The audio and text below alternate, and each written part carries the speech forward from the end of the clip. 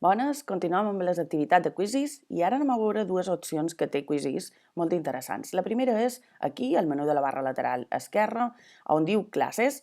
Podem afegir classes de dues maneres, o bé de Google Classroom, perquè està integrada en G Suite, o bé també crear una classe des de zero. Per importar classes de Google Classroom, anem aquí baix, una vegada ja hem afegit classes també ens surt l'opció aquí dalt, però inicialment només ens sortirà aquí baix, i una vegada hem acceptat els permisos, com ens surten la primera vegada, aniríem a iniciar, ens sortirien les classes que volem afegir. Imagineu que jo vull aquesta, de selecció, i només marcaré aquesta, i podem seleccionar aquesta casella que és per demanar als estudiants que introduïsquin la direcció de correu electrònic del mestre. Això només seria en el cas que volguessin compartir informes de resultats amb ells. Jo ho deixaré així, li donem guardar, i se mos afegeix la classe, veus? Aquí, clicant, podria arxivar aquesta classe perquè no la puc esborrar si no l'he arxivada primer. Ja tindríem la classe de Google Classroom, et surt aquí l'icona, però també puc crear una classe des de zero.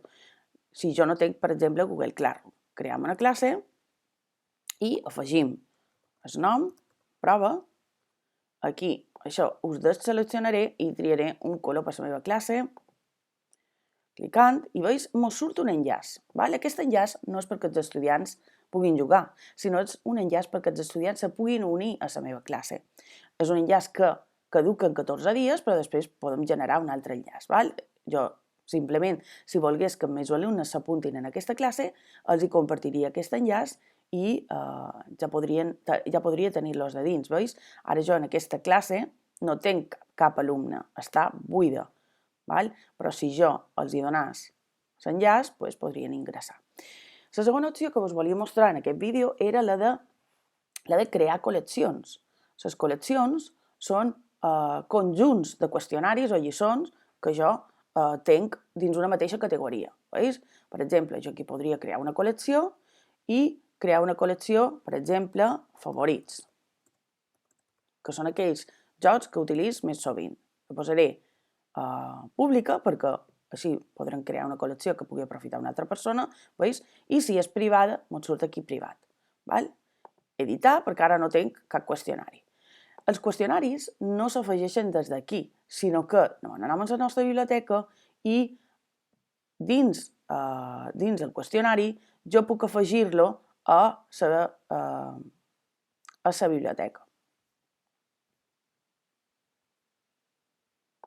Li deim guardar i ja ens apareix les col·leccions. Per exemple, jo la vull guardar a favorits i també la puc guardar a diverses col·leccions, que sigui, o una tota sola, d'acord? Una vegada ho tenim fet, podem pitjar acabat. També podem crear la col·lecció directament des del qüestionari, no fa falta que estigui creada prèviament, la podem crear en el moment. Després me'n vaig a la col·lecció i veig que aquí ja hi ha el qüestionari que he afegit. És una manera pràctica de tenir creats, perquè quan tens un parell no passa res, però a mesura que vas creant qüestionaris a la biblioteca, així els tens una mica més organitzats. Molt bé, continuem.